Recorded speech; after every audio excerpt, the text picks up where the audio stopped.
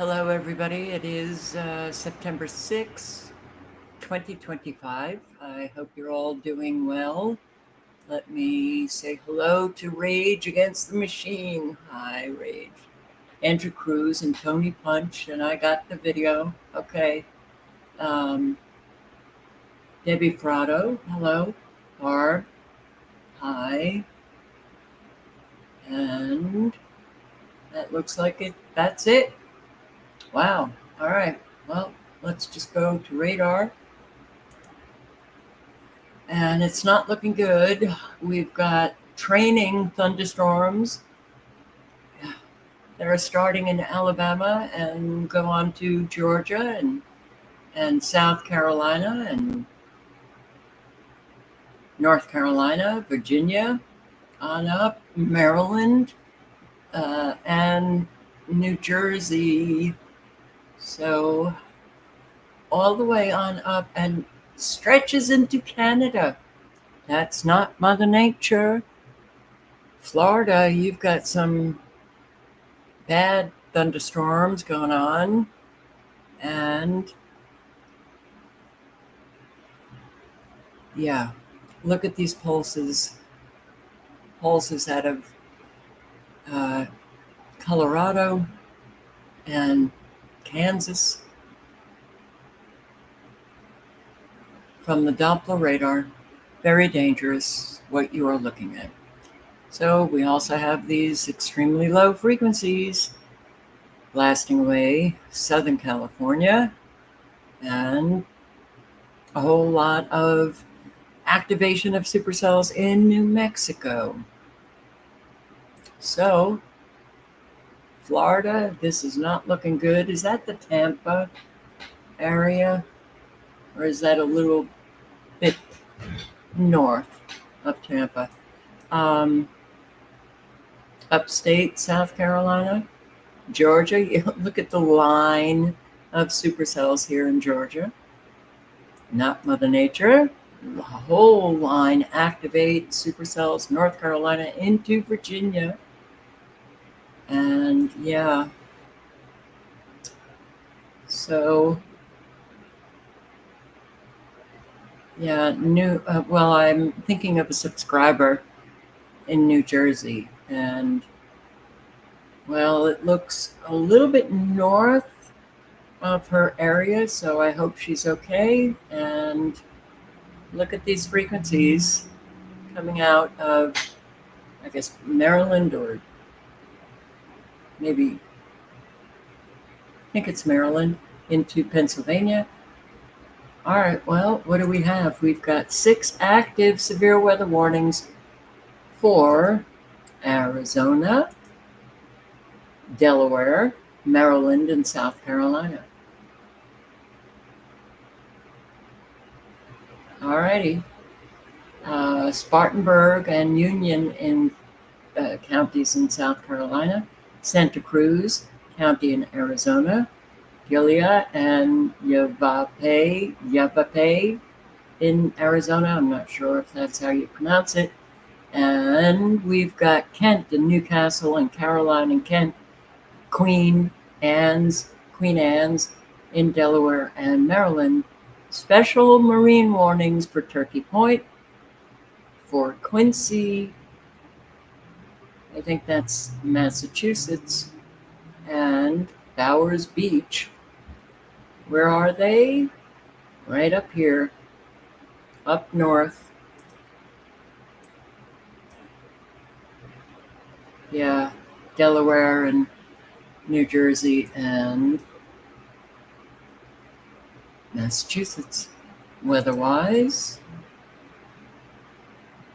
you have flash flood warnings stretching from Maryland into Pennsylvania, Philadelphia, into New York, Poughkeepsie, into Connecticut, into Massachusetts, and into Vermont and New Hampshire. Keene, all the way up in Keene, New Hampshire, and North Adams, Adams in Massachusetts, Halifax, Brattleboro, Vermont, a whole stretch of flash flood warnings, you know, and severe thunderstorm watch for Delaware and uh, Virginia. All right, so you know the drill. You click on the colors if you happen to be in that area, like Greensboro and Burlington and High Point and Lexington, flood advisories, and that is North Carolina. Flood advisory in effect until 8 p.m. Portions of central North Carolina, including Alamance, Davidson, Guilford, and Randolph. So you click on the colors and then special weather statement. Click on the arrow and you'll get the special weather statement. This is strong thunderstorms will impact northwestern Moore, eastern Montgomery, southeastern Randolph, southwestern Chatham counties through to 7:15 p.m. North Carolina. And they're all over. Little bits of the country, flash flood warnings, special weather warnings for severe thunderstorms. So everybody be careful. Got flash flood warnings. All right, so it was north of Tampa.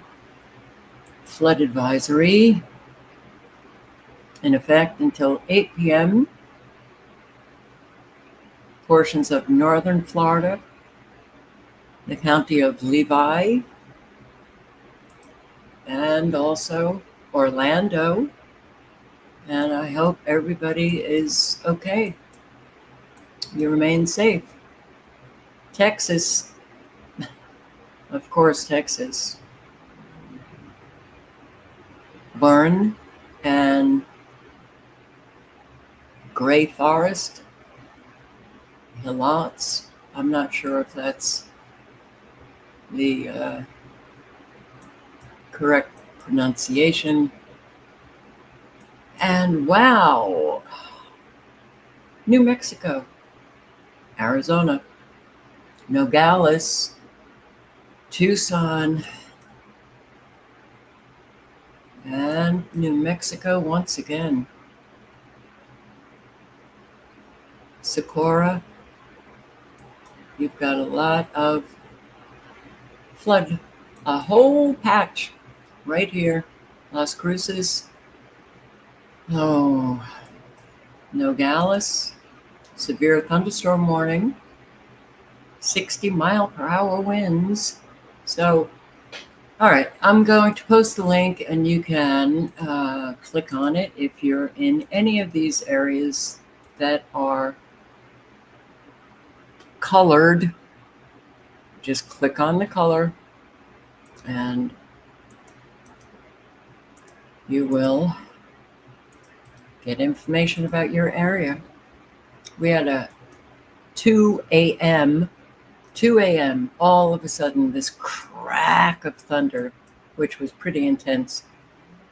And then intense thunder for quite a while here. And considering, what I know about weather now, it does get a little nerve-wracking. Did I put weather-wise in? Yes. All right, so be safe and make sure that you're checking weather on a regular basis. India is really, this flooding in India has been horrendous. After weeks of intense rain and floods in Amritsar in India's Punjab region, many people are on the move, this time to assess the damage as the floodwaters begin to recede, including farmer and businessman Harpal Singh.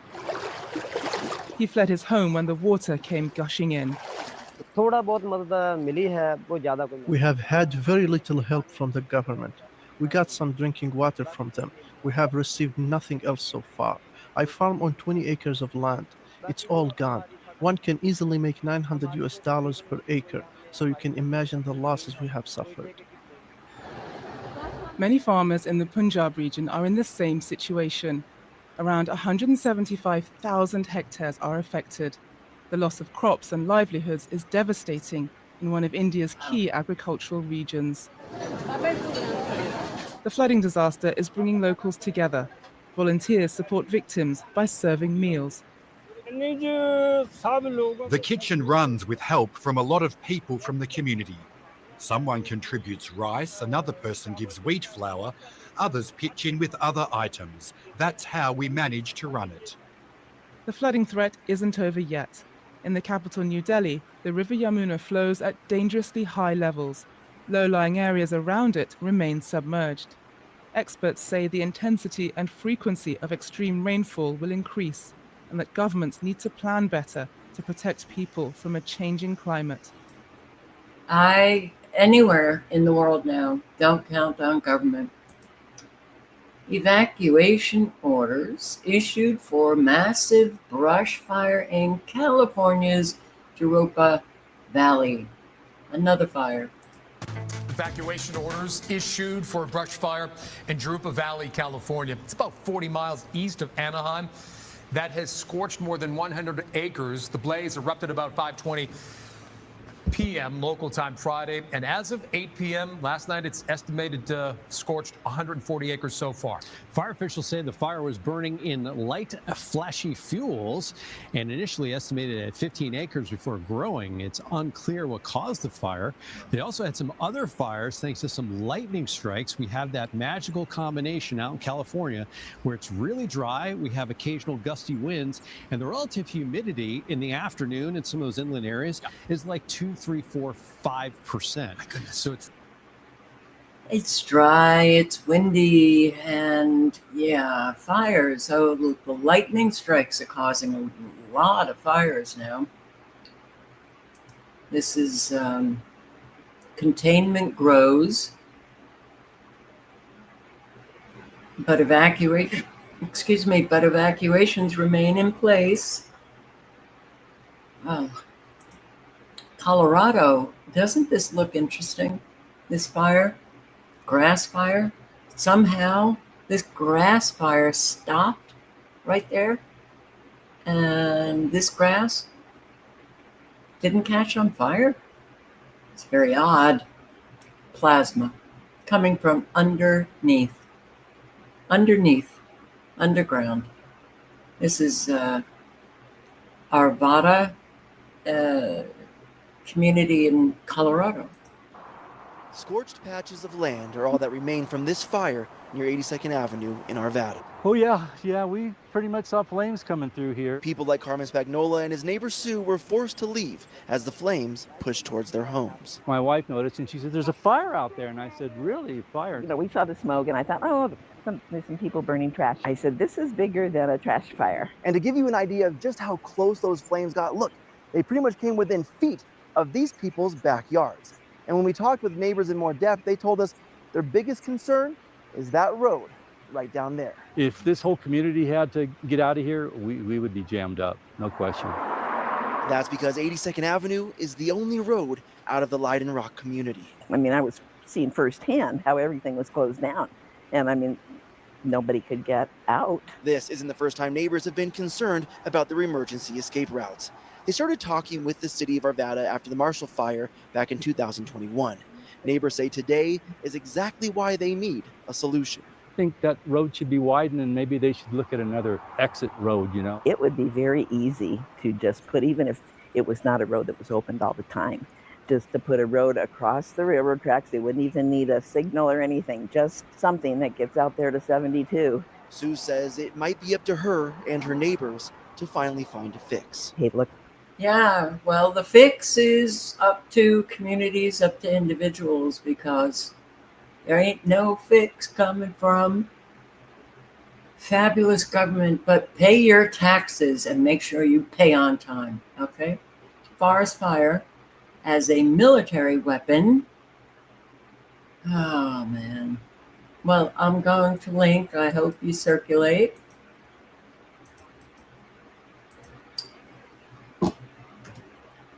Yep.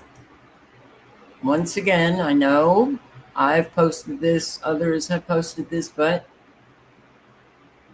it's always good to be reminded. Truly shocking. Forest fire is a military weapon. Final report, June 1970. Yet more insanity from the military-industrial complex. This formally classified U.S. military report provides in-depth detail on the methods the military uses to prepare vast swaths of forests for extremely intense forest fire incinerations. The United States Forest Service provided much of the data for the U.S. military. Question: is that really the job description for the Forest Service, to instruct the U.S. military on how to, quote, set the stage for maximum intensity forest fire incinerations by months-long atmospheric spraying of desiccants and defoliants?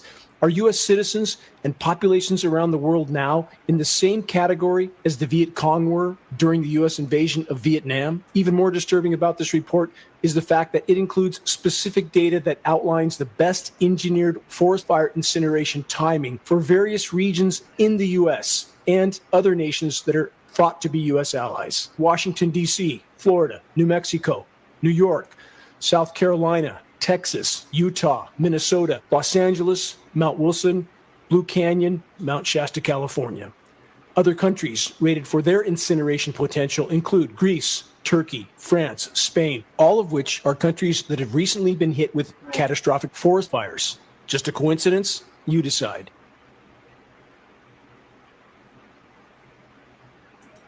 So, Avista Stadium, this is in Washington. Okay.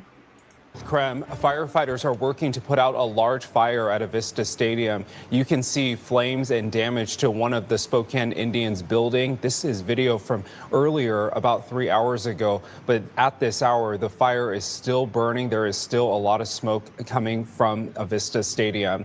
Krem 2's Christian Garza live outside of the stadium for us this morning. Christian, you've been there all morning long, and you just learned some new details. Tell us about it. Yeah, that's right, Tim. I just got off the phone with Patrick Erickson with the Spokane Valley Fire Department, and he says when crews got here around 2:45 this morning, they found the fire inside the attic of this main concessions building. I'm going to step off screen so you can see what this aftermath is looking like. Earlier, you saw what we saw when we first got here, the flames shooting out of the building. Now you can kind of see the aftermath now that the sun is up. All the burnt building on the side, some of the wall coming down into the parking lot. Crews are still actively working to put out hotspots here in the area. But when crews got here earlier this morning, they actually had to pull crews out of the building because the roof was starting to collapse. So like I said, when we first got here, visible flames shooting up, and now crews have kind of got a handle on it. Now they're working on hot spots, is what Erickson was just letting me know. Now, the Spokane Indians actually posted on social media about the fire, saying that no one was injured and it was contained to their main concession stand building. And the cause, they're under investigation. Tampa condo residents demand answers after ceilings collapse, leaks persist. Okay, everything is collapsing, everything. And it doesn't seem, as if the people who bear responsibility are honoring that responsibility. And that's pretty widespread now. Josh, one condo owner at the Shore Colony had her ceiling cave in. You can see the insulation hanging down and scattered throughout this room. The cause believed to be water damage from a leak. Residents now say hurricane repairs are long overdue, and now they're questioning the board's lack of action. Why do we want to live here if the building is falling apart? Inside the Shore Colony condominiums off West Shore Boulevard. So every time it rains, and it's been happening more and more, this was all flooded the other day. And that was after an afternoon thunderstorm. What is going to happen when the actual hurricanes start coming? Condo owner Lisa Bianchi has lived here for a decade, ever since last year's storms. That is what it looks like every time it rains. New leaks, mold, and the ceiling caving in. What needs to be done? Well, we want a roof for hurricane season, and I just don't see that happening. The association hired contractor Munyon. The company tells 8 on Your Side it was hired less than 6 months ago to perform certain hurricane-related building repairs, including the replacement of the roof. Plumbing, mold remediation, and flood cleanup are not part of our contract.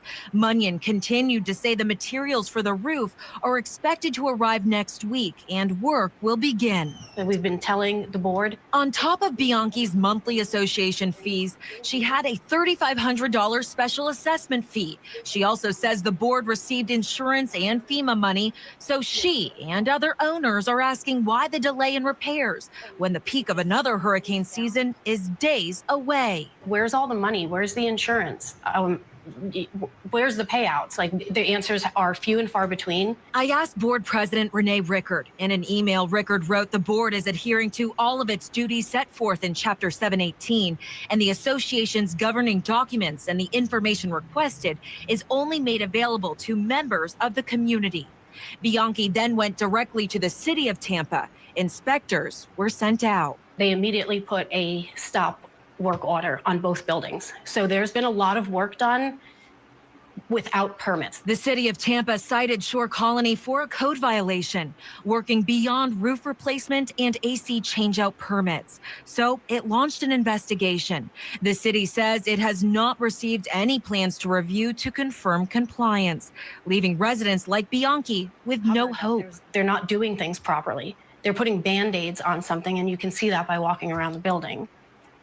The contractor is planning on beginning roof replacement next week, which is permitted, but other work is currently delayed with the city of Tampa's stop work order. I'm Brittany.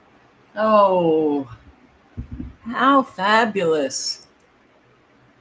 My God.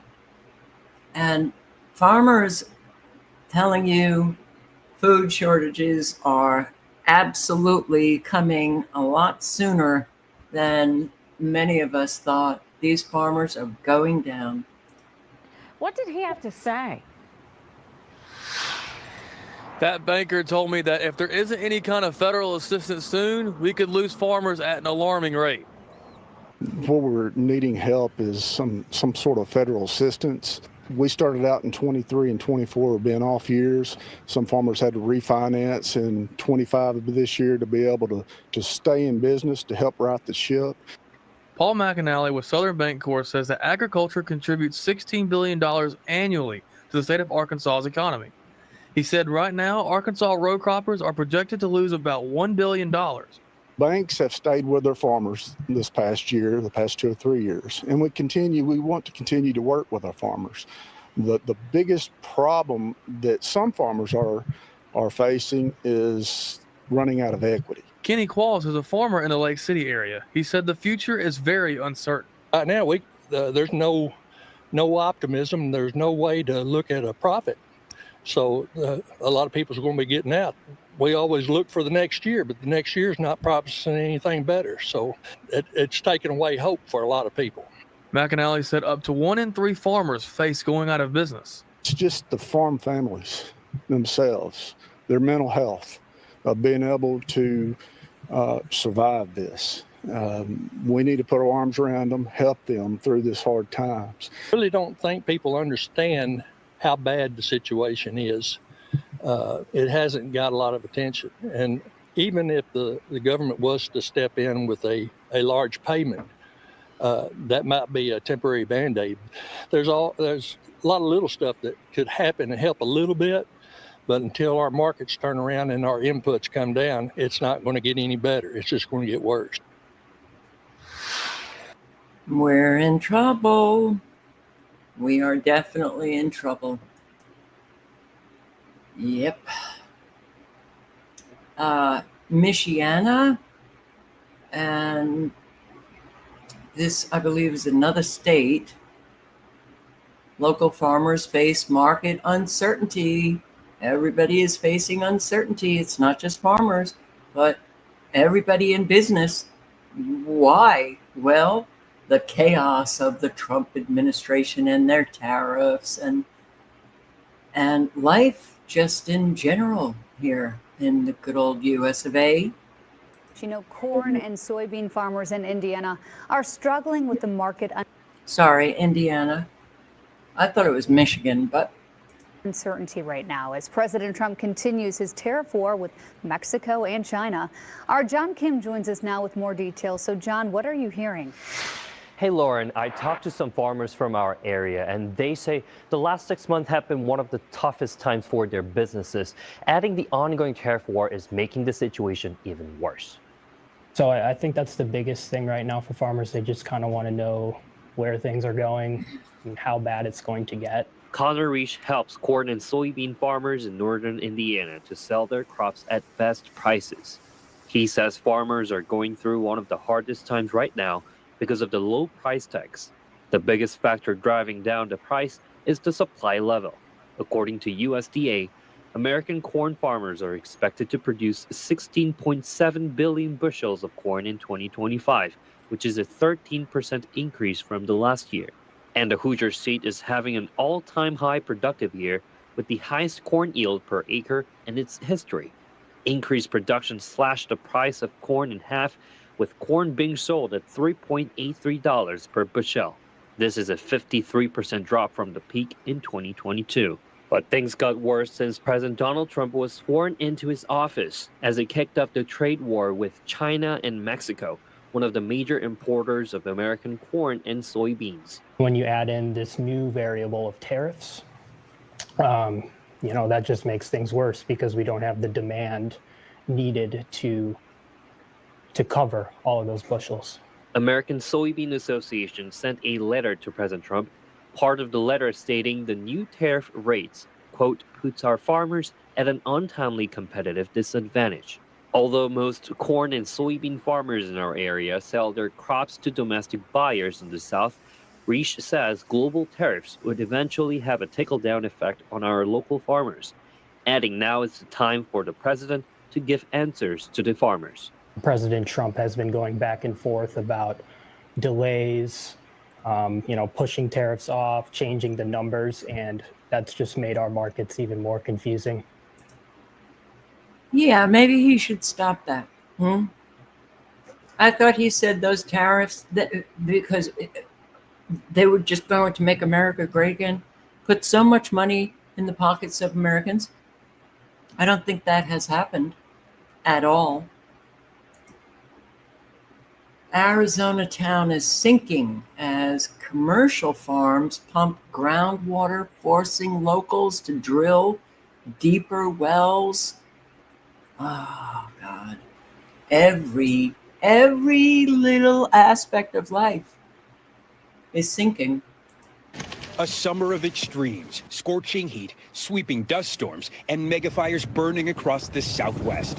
Climate disasters, putting a strain on the already dwindling Colorado River, 1,400 miles of life-sustaining flow for 40 million people. But as the river's water level drops, there's a new crisis emerging, one you can't even see. It's a train wreck waiting to happen. I think it's extremely dire. If the water's not affordable, then there's nothing. In the small desert town of Wendon, Arizona, the ground itself is literally collapsing.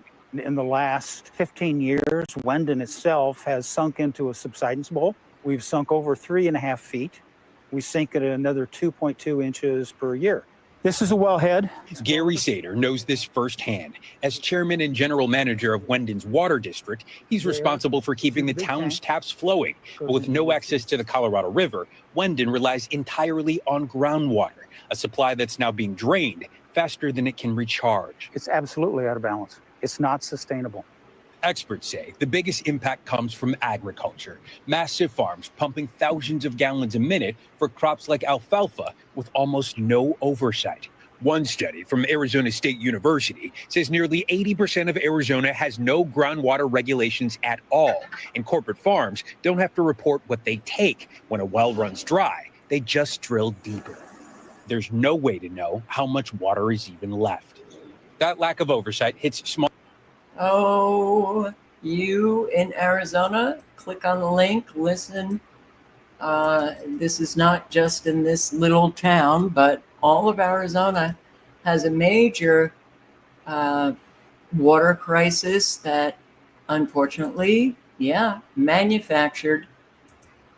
California faces high pump prices as Phillips 66 shuts their LA refinery. How, my God, you're already paying like $7 a gallon. How are you guys going to do it? How are you guys going to do it in California?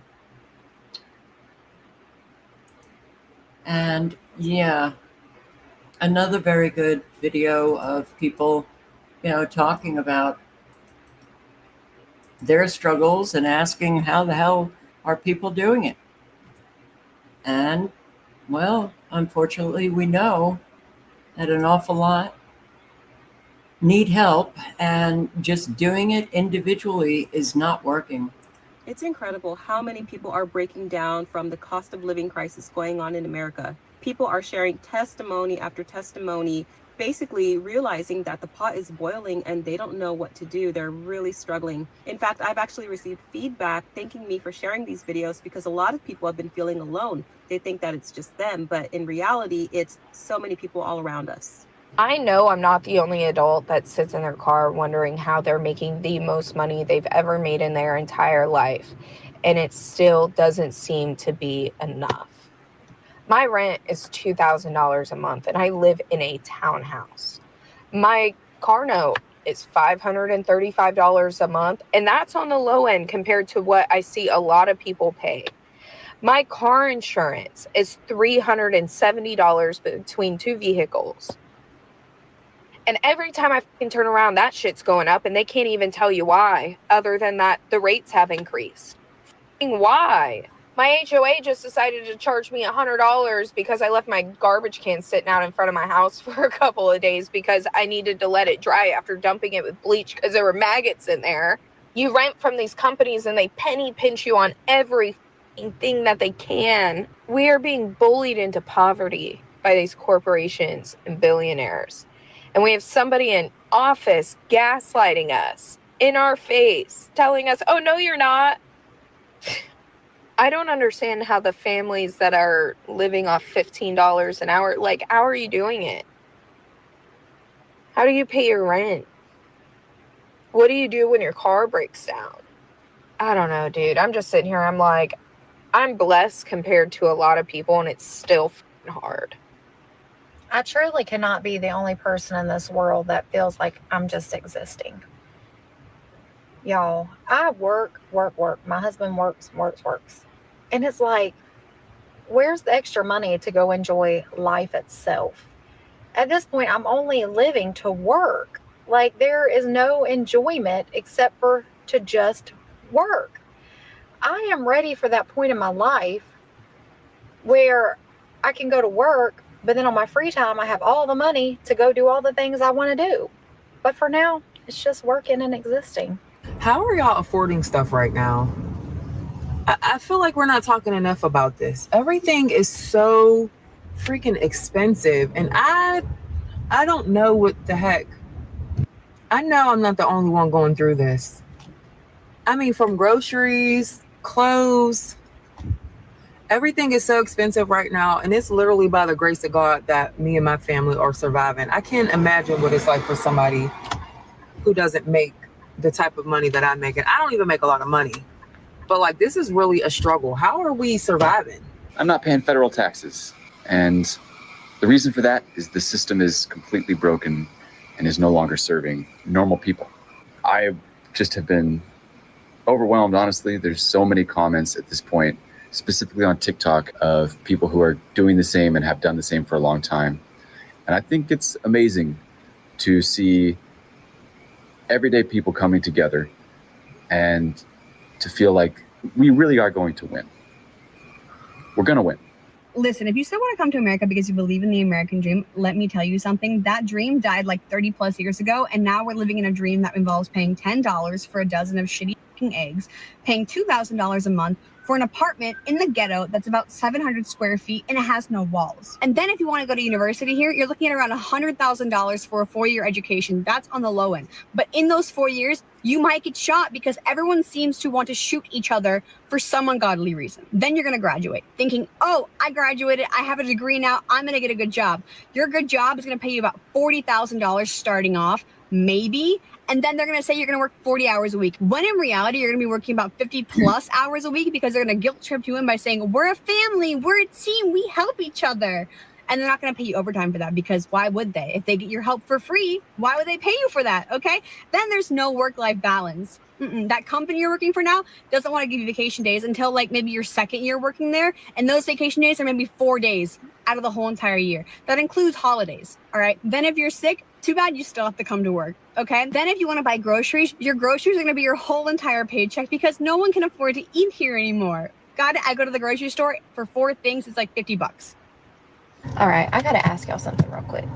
And I'm in a parking lot, okay? I'm not TikToking and driving. My sunglasses are, I can't even see out of this. Anyway, I got a question. I am in my early 30s, okay? My husband and I, we make good money. We're doing just fine. I've talked about how we live in a 1994 double wide and don't have a huge mortgage that we can't handle, all of that. My question is, there are so many women families around my age, especially like in my town. I'm sure it happens other places as well, but it's like the husband will have a decent job, right? I'm sure making fine money. The mom will either like stay at home or, have a decent job, maybe like a teacher or, a nurse, like a good job. But they're both driving brand new vehicles. I'm not talking about the base. I'm not talking about the base model like I got. Okay. They're in like the souped up versions of the vehicles and they have like the brand new, custom built homes with the granite and the marble and the, I don't know, whatever the nice flooring is. Okay. They've got that. They've got 1 or 2 kids. They're just gallivanting all over the place everywhere. And I'm trying to figure out, are you just living in debt or are you, I don't know, somehow managing paycheck to paycheck? Or are your parents helping you out? Like, if you're one of those people that I'm talking about, I mean, absolute no disrespect. I'm just trying to figure out how you can live that way. And I mean this in the nicest way possible. I'm almost a little jealous. I just, as a normal person who does not like to spend a lot of money, I'm genuinely like asking how y'all are making this work. Yes, most of the time when you see people living the high life, a lot of them are in debt. I mean, they are pretty much paycheck to paycheck. It's just debt on debt. Everything has a payment. It's not because they can necessarily afford it. It's because they just continue to rack up the debt. And if you watch this channel, I always talk about not being in debt, try and get out of debt as much as possible. And that's very important for sure. All right, the link is in the chat. I have recommended a Homestead Journeys channel before. I recommend it again today. And who else? Our own Tony Punch. Our own Tony Punch. And I have to say, it's very difficult. It shouldn't be, but it's very difficult to ask for help in our society because not a lot of people step up and help. If everybody would just contribute a little, well, a whole lot of people could be helped. And that unfortunately doesn't, well, I don't get it. But anyway, Tony posted this video, a thank you video, and I can really use some help. Okay. Hey guys, I know it's been a while since I made a video, and I really wasn't planning on it, but I need to make this one. Just recently, just like everyone else, we have run into some financial difficulties, and we are behind on house note, electric bill,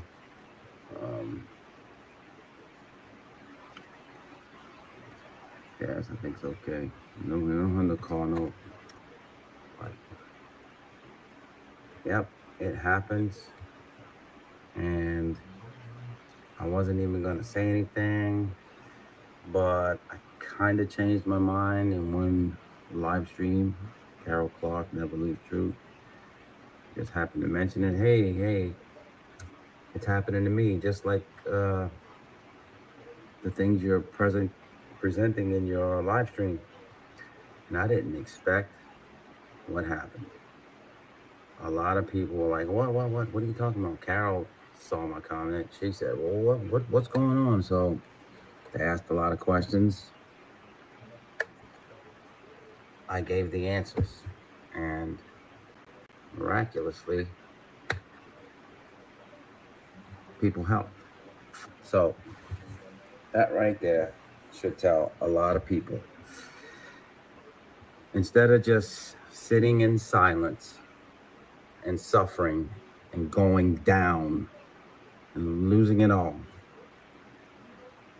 you need to let go of whatever pride you might have and just reach your hand up and say, hey, I need help. But I didn't even do that. I just said, hey, same thing's happening to me.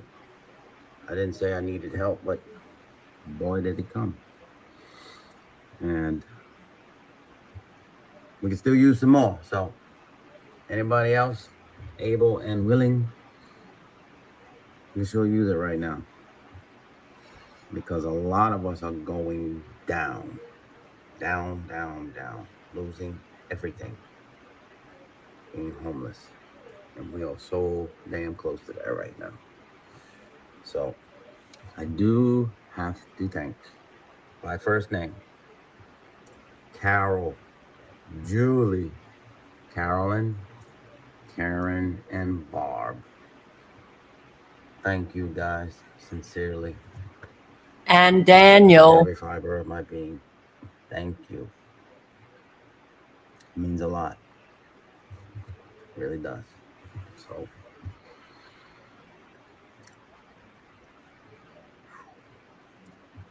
yeah, that's all I have for now. I had to make this video. That's all. Thanks, guys. And if you're able and willing, I always put the links in the description. You can help me out by donating, whatever. Thanks.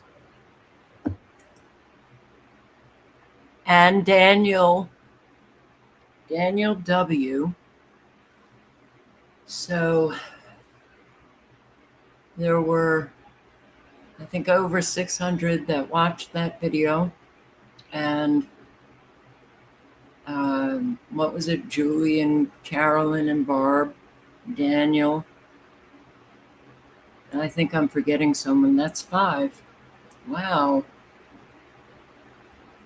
All right. Well, the link is in the chat to this video, and you can access Tony's PayPal link, and also, where is it? I think he has Venmo, PayPal, Venmo, and Cash App. So, yeah.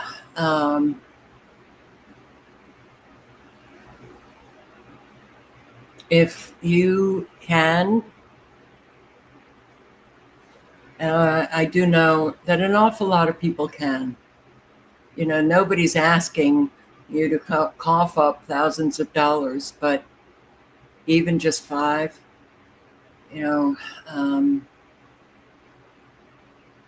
if everybody chips in,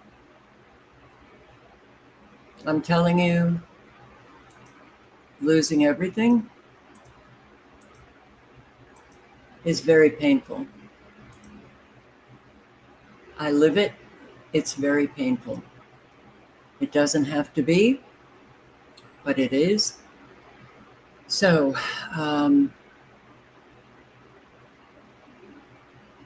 you know, if you suddenly slide and you don't have anyone at your back, you're going to want help from other people. We can be a community here helping one another. So, and I can't stand it. I watched this video. This woman was I could tell that she was having such difficulty asking for help. You know, it was her first time, but she didn't know what to do anymore. This was her last resort. And this guy posting the video just, now everybody's begging, you know, and that's unfortunate because, well, that's an awful lot of Americans, you know, rather than to see that we're all, you know, having to deal with these external forces that are literally depleting our finances and trying to, you know, help out people. Instead, you have a lot of people who are just ripping people, you know, to shreds, pushing them down further. Makes it very difficult to ask for help. Should we just watch people go down? Is that what we're doing? No, I don't want to do that at all. I'd love to see some positive change, real positive change, instead of just saying, oh, think positively. Real positive change is needed. It's just needed. So, all right, the link is in the chat and you can access the links to help Tony out. And these people who are supposed to be representing us are literally making a fortune.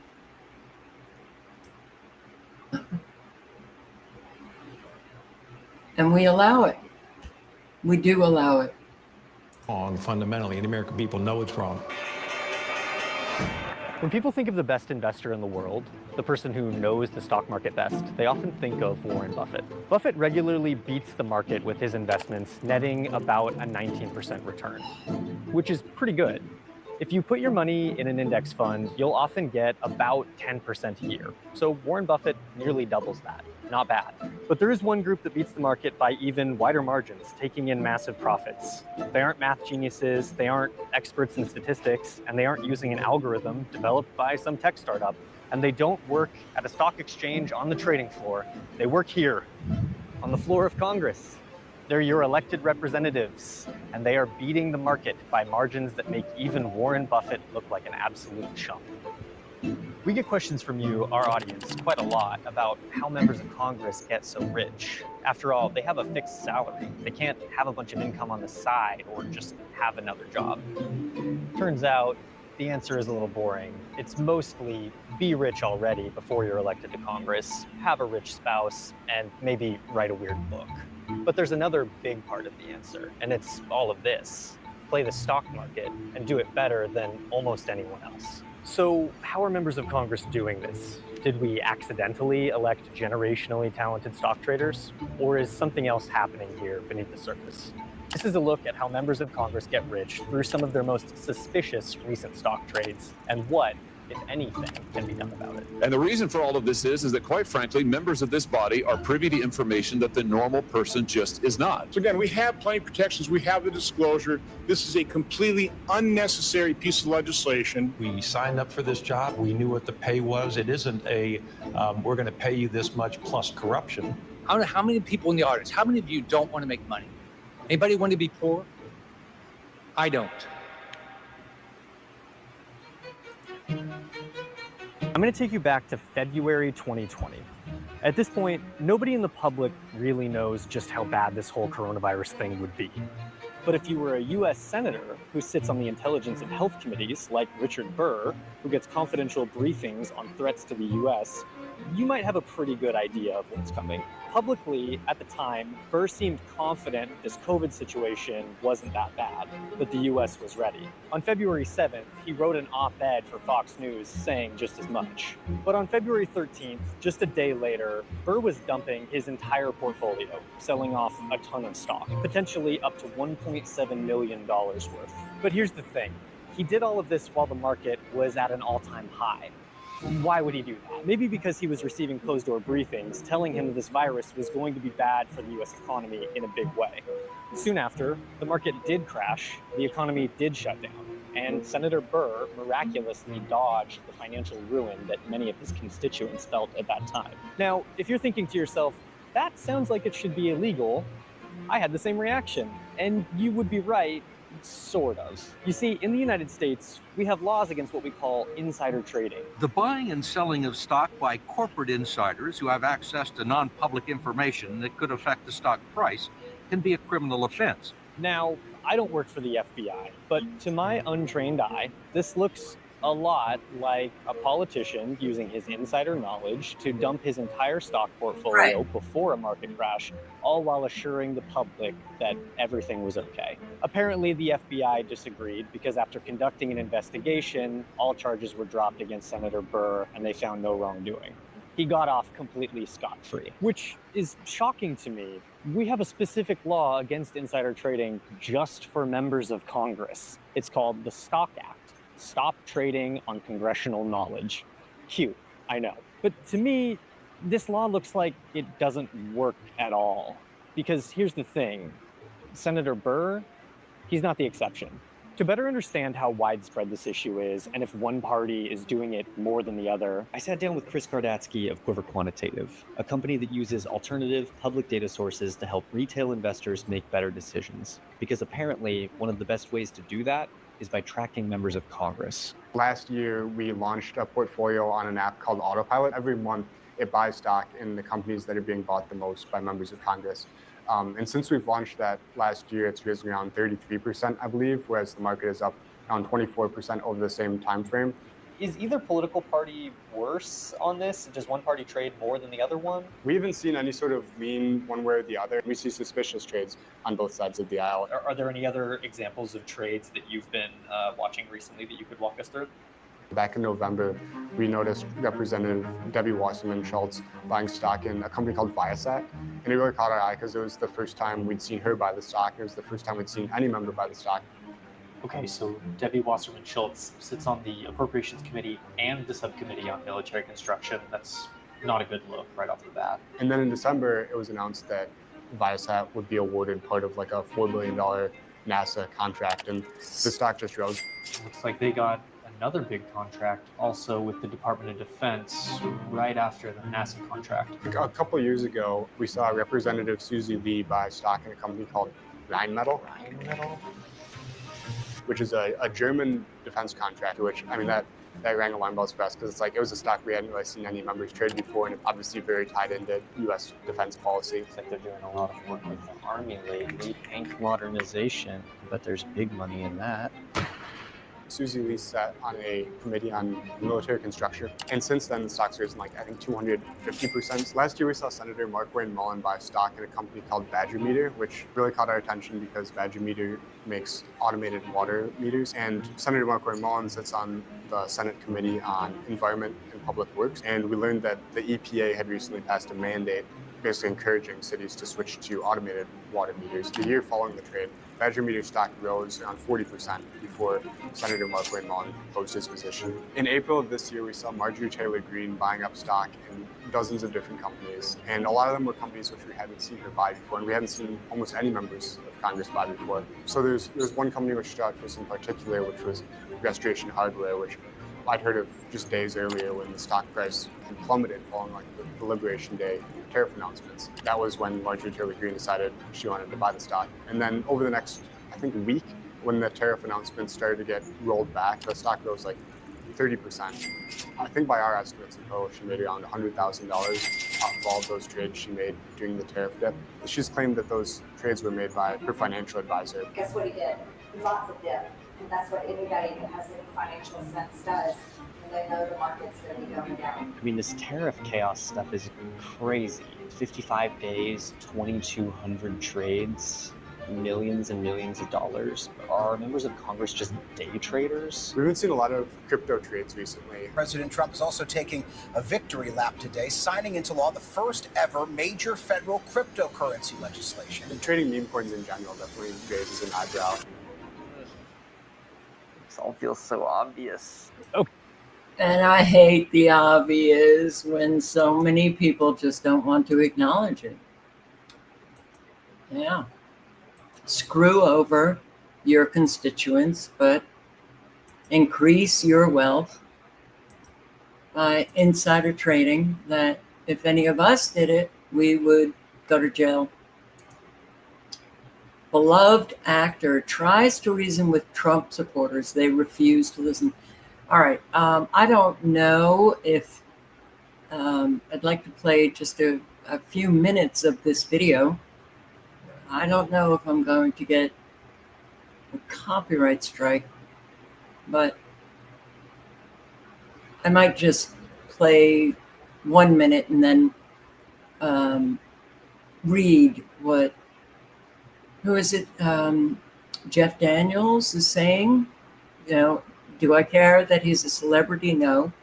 But what he is saying is so right on that, yeah, we have to face what we have become as a people. It's not just government officials, but just as a people. Talk about walking the low road and hey, let's just make it lower and lower. It's easier to just, you know, slide on down a hill as opposed to walk up the hill. I think he's a snake oil salesman, and I think people will see that. I think one of the things that we've lost, and this, having played people like Atticus Finch, and yes, Jim Comey, he stood for some things. Even McAvoy in Newsroom certainly did. We've lost decency, we've lost civility, we've lost respect for the rule of law, lost it. We have normalized verbal abuse on the internet. We've normalized bullying, much as the woke generation tried to, you know, change that. It's back. And out the window goes character, integrity. I mean, nobody has great things to say about politicians. They never have. Go back to Mark Twain. But ideally, we're supposed to elect the best of us, not the worst of us. He's everything that's wrong with not just America, but with being a human being. Famed actor. And that's exactly true. You know, the worst of the worst. And so millions applaud the worst of the worst. You know, is that a problem? Absolutely 100%. You know, when you applaud the worst of the worst, you get a nightmare, which is what we're living. So, all right, I have recommended Chris Norland. On Never Lose Truth 5.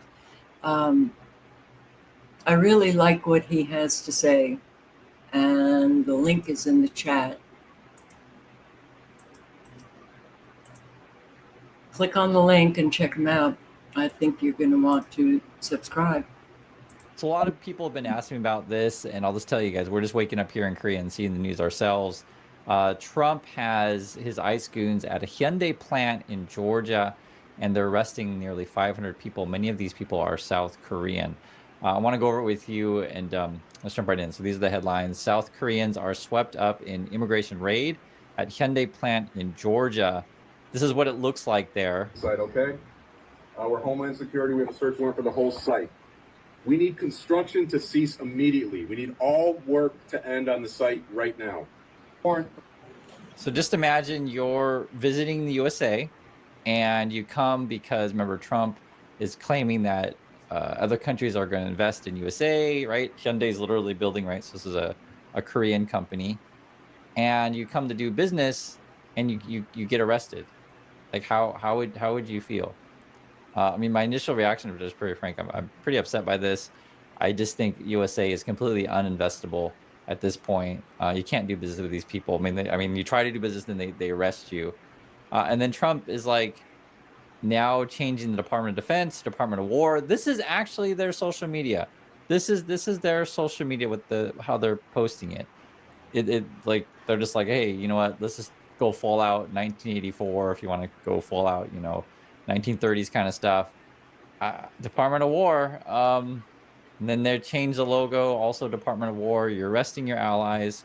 You're calling, Department of Defense, now Department of War. They already changed the website. It's like I said, this is all over news. This is a JTCB. There's Trump. There's Hyundai.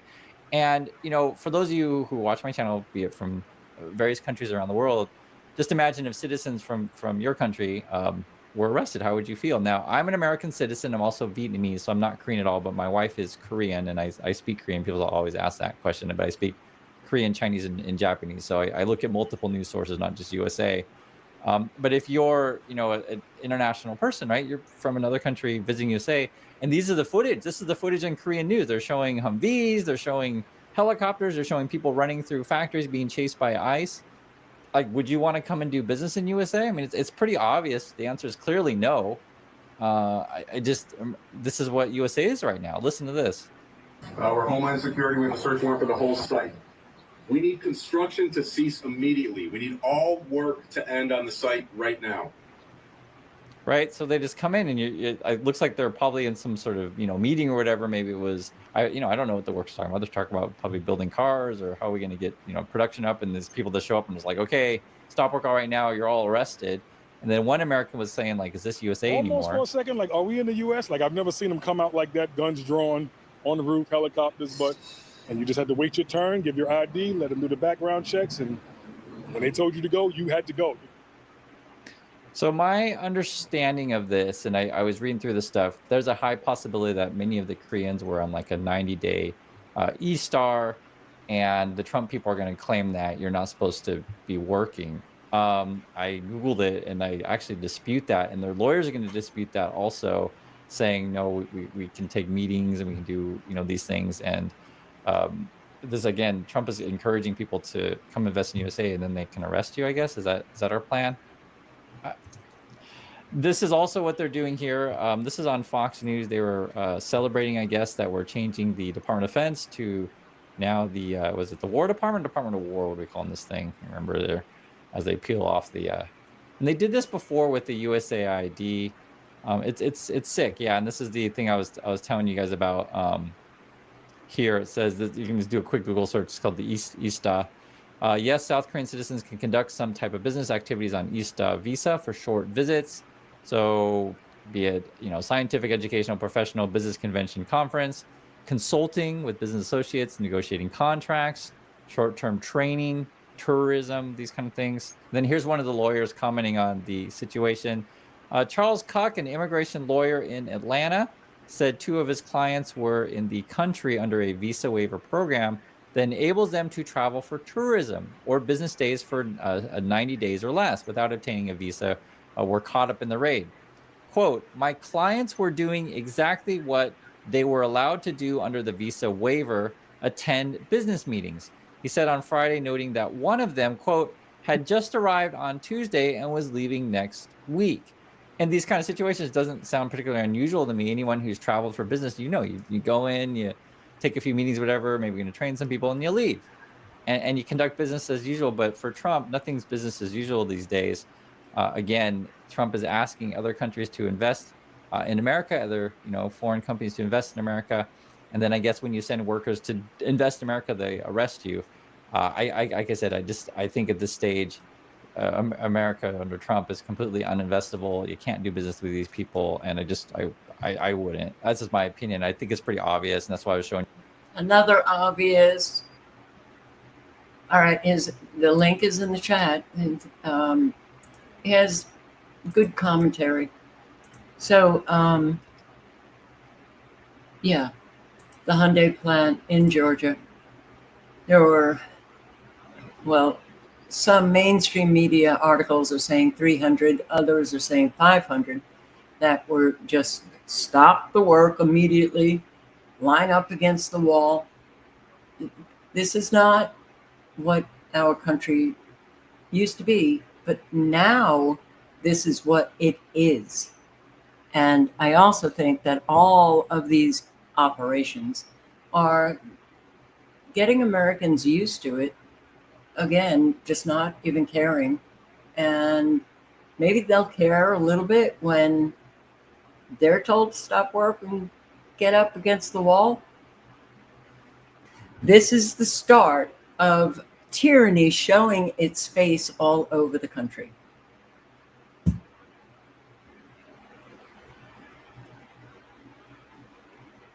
Do you see them going after criminals?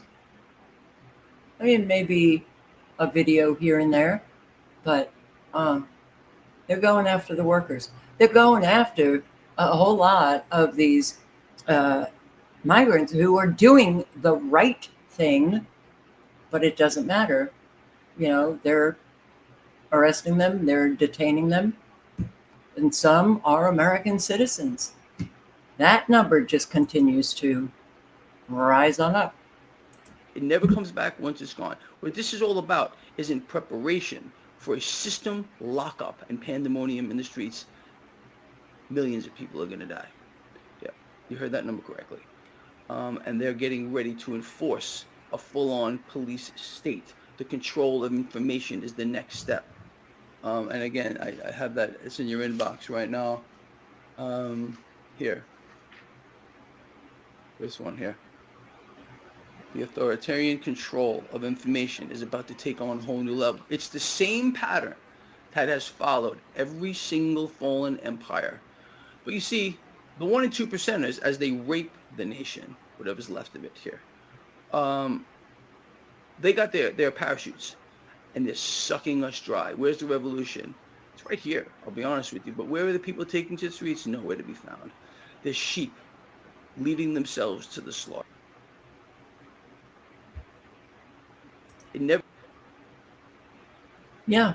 And unfortunately, a lot in the awake crowd are just sheeple as well.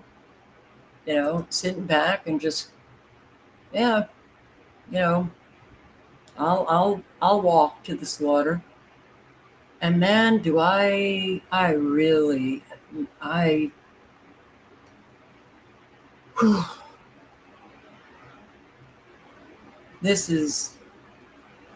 We have a lot of very evil, ordinary Americans out there. Suffolk police are investigating a disturbing discovery tonight. A man found a dog in a cage in a swamp surrounded by water. You could say lucky dog in this case. The animal's in good condition. 10 of your side's Nick Broadway. He's live in Suffolk. Nick, you talked with the man who rescued that dog. Yeah, that's right, Tom. And he and many others hearing about this are wondering why this happened. How could someone do something like this? It was along this stretch of Pioneer Road in Suffolk in the swampy water behind me. That's where a dog was left to die inside a kennel, water up to its neck, surrounded with green algae. And those few neighbors happened to walk by at the right time, saving the dog's life. One of the neighbors, who wishes to stay anonymous, sent us this picture of the dog. They told me the dog was, quote, up to its briskets in the water. Suffolk police tell us they were called here on Sunday. Neighbors and firefighters worked together to lift the kennel and dog out of the swampy water, maybe a 55 to 60-pound dog. A neighbor I spoke with said this pit bull was friendly. The big question, who would do such a thing? Who could do that? What kind of person would do that to an animal? A volunteer with the Suffolk Humane Society tells us it's a good thing neighbors got there when they did. Well, there's diseases that they can get too from the water, by drinking it, because of course they get thirsty or whatever, and then they can get lots of diseases. And I mean, how does the dog gonna, use the restroom while it's sitting in there and stuff? So I mean, it would have definitely passed away within a couple of days. We spoke with Rachel Bellis, a cruelty investigations director with PETA. She says, depending on the circumstances and on what police are able to find out, whoever did this could face felony animal cruelty charges. There could be some serious cruelty charges, and we have faith in the animal control in Suffolk that they will take this case seriously and, do everything they can to bring the person or people responsible for abandoning this dog like this and really just left him to die to justice. We have very lax laws when it comes to animal cruelty. And, people scattered around the country have been working to change those laws, make them far more, the misdemeanors. This is a felony, okay? But I just can't stand it. People like this should go to jail for a very long time.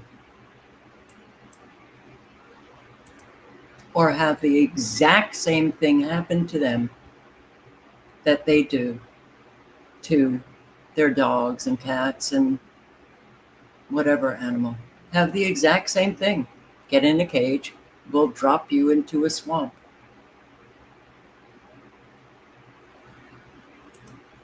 And scientists in China develop pregnancy robot. This is coming, the infertility crisis. And well, we need more babies. So, hey, robots. Now, this is quite the story. Hopefully you're sitting down. You're ready for this. Scientists in China are developing a device that they call a pregnancy robot. Here's what's going on. It has an artificial womb, and in its abdomen that would receive nutrients through a hose.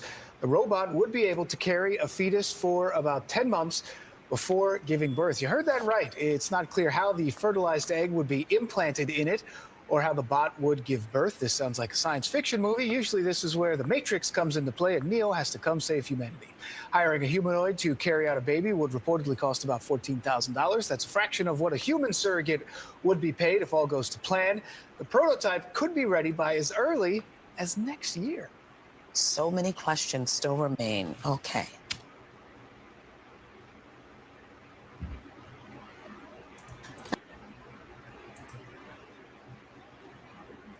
These chatbots where people are engaging, I guess, in conversation with artificial intelligence is actually creating delusions in these people.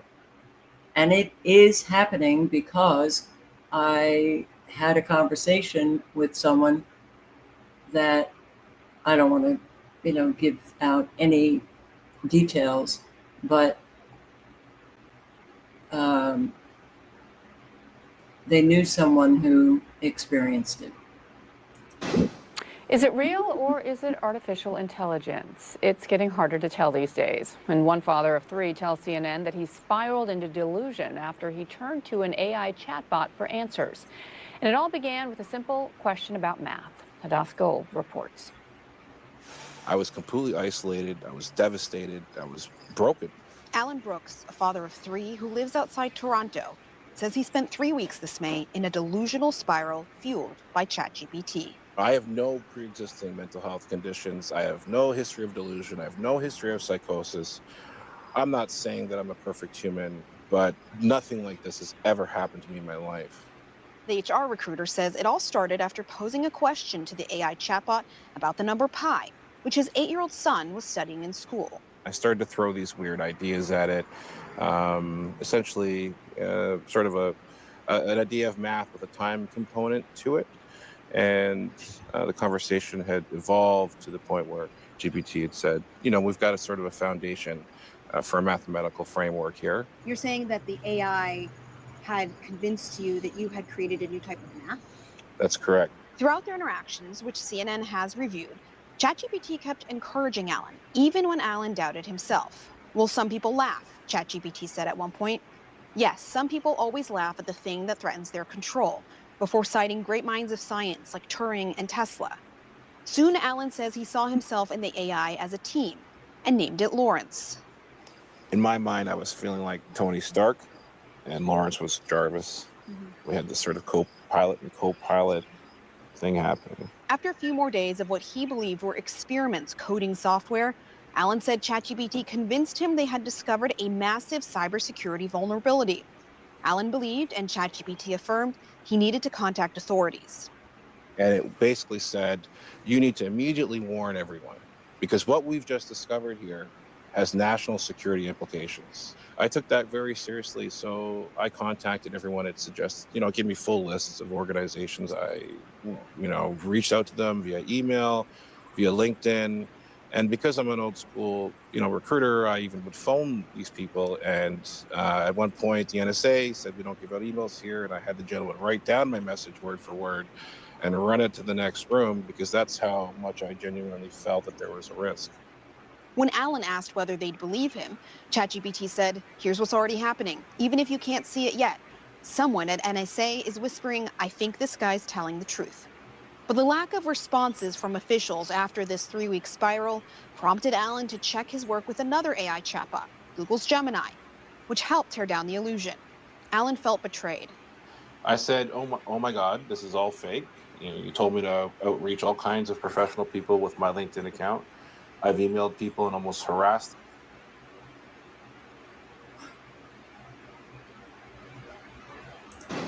I have no interest whatsoever. I feel like I am from, a very old school. Like I've not asked any of these chat GPT things anything. I have no interest in going. I don't text. I finally learned how to, just do a voice, an audio message in response to texts. But I can't stand this. I can't stand this technology. I think it's really hurt us bad. And of course, you do have to worry about all of the paid influencers selling their souls for a bit of money. And you got to watch out for them paid to post. The last couple days, there were a lot of very large accounts on X that got accused of posting for pay on a very sensitive topic. This topic has to do with Trump putting tariffs on India. And Defiant L's got wrapped up in it, and that sucks because I'm a big fan, but I unfollowed and muted them because I hate this shit. I hate it. I want to hear your opinion. I want to hear what you think. I don't want to hear what you get paid to tell. And you can always tell. So they always say kind of the same thing, just in a much different way. Remember when Coke did this and they all came out and they were like, Coke needs to be able to be bought with SNAP and EBT, and these people, they deserve a treat. That was conservative talk that was pushing it, and it turned out that the Coca-Cola company was actually paying these people to post, and they had to say certain keywords. The same thing happened here. They had to bring up China. Community noted in violation, said something very, very similar. Again, bringing up China. And Defiant L's, they admitted it. They're like, you know what? The L is on me this time. I made an honest mistake, and I should have made a bad choice before posting. I take full responsibility. And then just continued to post, but he still got his check. And then Nick says that there's tons of people, I guess, are sending him a whole bunch of examples, and there's so much of it. And I can always tell when they're paid for posts because they'll be all over my feed, and they will all say pretty much kind of the same thing, or they'll post kind of the same picture. It doesn't feel authentic. So if you see something and you're like, God, that doesn't feel like authentic, it's probably not authentic, and you need to just scroll on. That shit is not news. Okay, that is not things you need to know. That is not information you need to take up in your brain space. You don't need to know that. They're getting checks.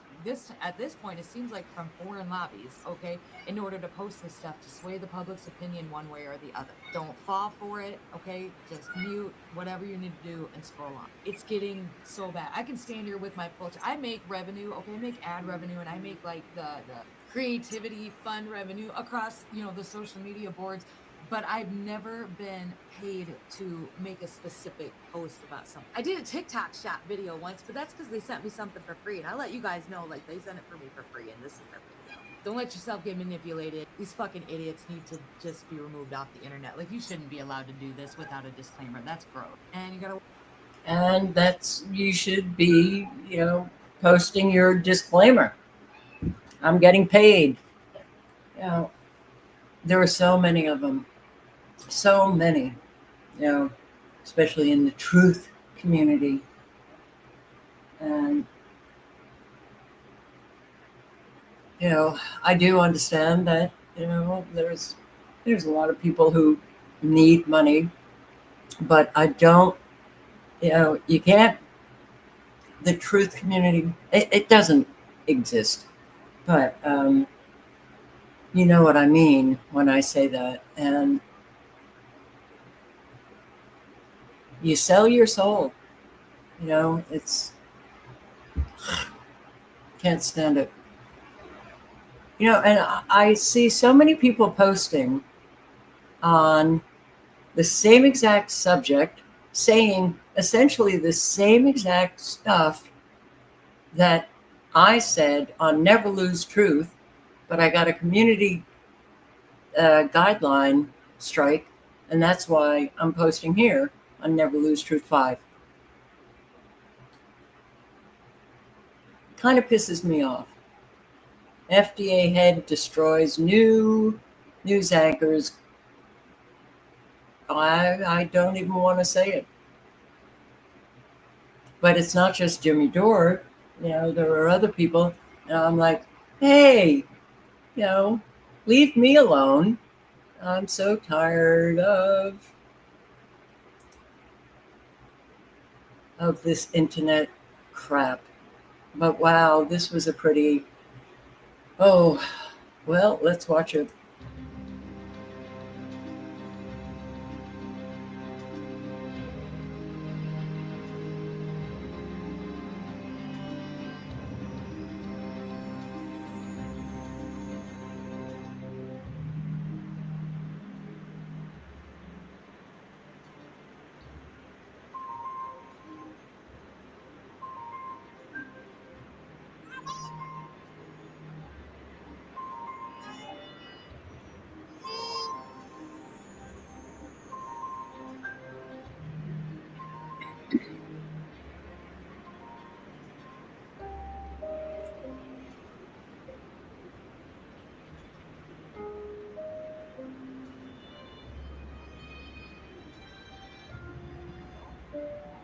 He understands he needs to help me out.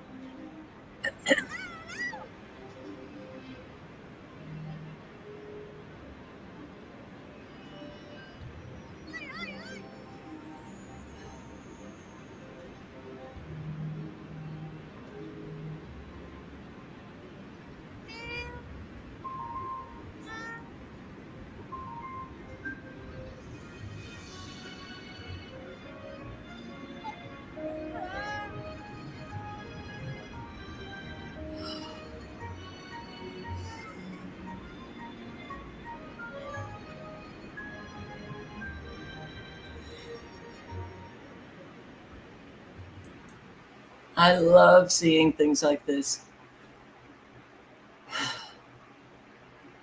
as opposed to seeing people put a dog in a crate and dump it in a swamp. Wow. Yeah. All right. So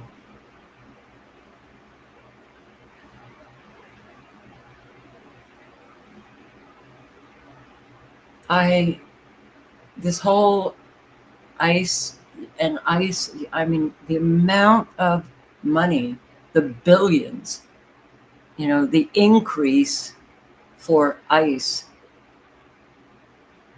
What were they getting, like 40 or 45 billion? And it was increased this year to like 150 billion or something all over the country. There's so much coming out that these detention centers are absolutely horrible. A whole lot wrong with them. They are cages. They are, a whole lot of people with medical issues, are not getting their medicine, they're not getting any medical attention. Mexican national from Flagstaff died in ICE detention. They're not being cared for.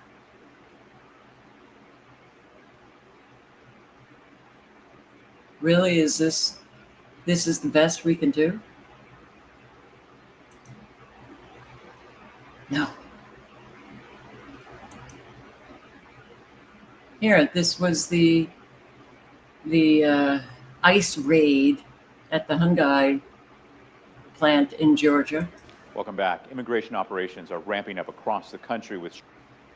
Welcome back. Immigration operations are ramping up across the country with Chicago bracing for a possible federal crackdown in the city beginning as early as this weekend. It comes after hundreds of people were detained at factories while on the job in both Georgia and New York. ABC's Rena Roy has the details, including objections from some lawmakers. Protests outside this ICE processing center in Illinois, with Governor J.B. Pritzker saying federal immigration enforcement could ramp up this weekend. Everyone I know is scared. People are nervous to walk their kids to school. Even people that are documented. Pritzker visiting a school in a predominantly Latino neighborhood, saying there are safeguards in place to help protect the community. We actually do have laws in place where law enforcement, which I know they're afraid of, and I know their parents are afraid of, but where law enforcement not only can't, are not allowed, are disallowed, it's illegal for them to do something that they're fearing. President Trump also threatening to send National Guard troops into Chicago to address what he calls a crime emergency. According to Chicago police data, crime is actually down. I think this is a terrible act of political theater that is underway at the expense of a lot of people and at the expense of taxpayers. In Georgia, Homeland Security saying 475 people were detained while working at a Hyundai manufacturing site Thursday.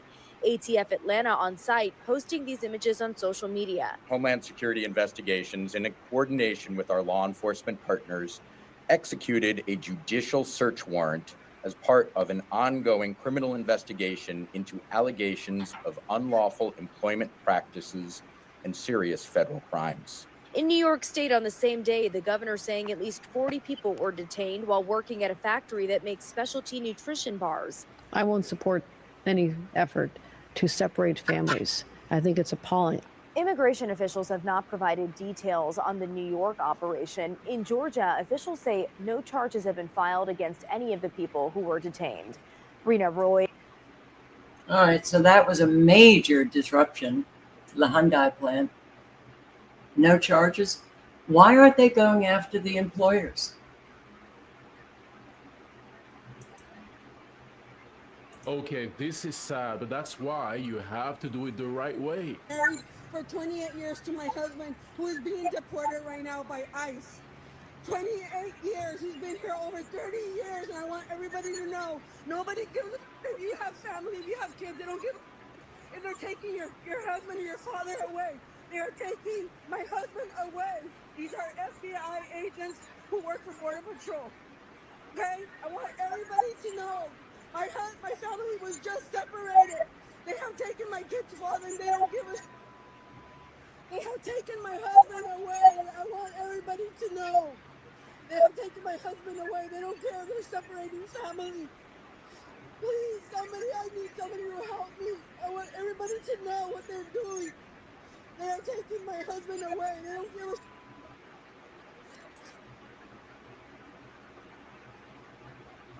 28 years. Studio City woman detained by ICE during immigration hearing. An Iranian woman living in Studio City with a green card was detained by ICE last month. With a green card. Her husband now looking for answers. He says she believed she was close to legally finalizing her citizenship after being in the U.S. for the past decade. And now she's in an immigration facility. KTLA's Rachel Menitoff is live in Studio City with more. Rachel? Hi, good evening. Sean, the woman's husband has a lawyer, but says it's a very difficult and bureaucratic process. He's able to talk to his wife about once a day from a facility in Arizona and says they are both struggling terribly. It's like they cut my hands off or my legs off. Studio City business owner Husheng Agassi, who goes by Sean, says he's lost without his wife, Shorera Mogadam. I am totally paralyzed because she was part of the business. The couple are the co-owners of Elegant Balloon in Studio City. Husband and wife are originally from Iran. Shorera, a green card holder, has been in the States for 10 years and had recently passed her citizenship test. Her husband says she was summoned to a local immigration office at the beginning of August, where she thought she was going to take the naturalization oath of allegiance and solidify her citizenship. Instead, he says she was detained and eventually sent to an immigration facility in Phoenix, Arizona. And we have no any access to call people to where is he, why do you take her over there? Sean says he still can't understand the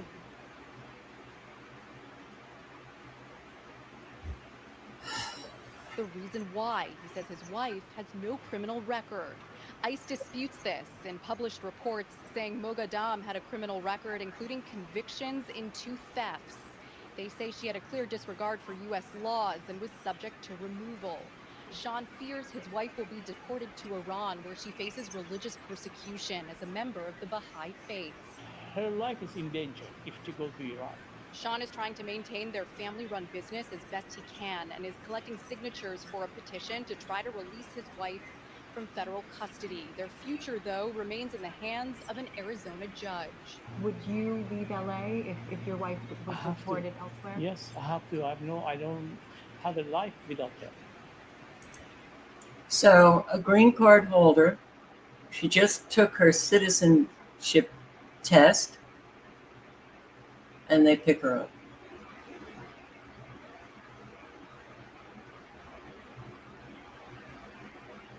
Yeah, this is not good. You know, yeah, ICE do a raid on firefighters. Don't allow them for a couple of hours to fight the fire. This in Washington State. It's crazy. It truly is just craziness. Here, this man,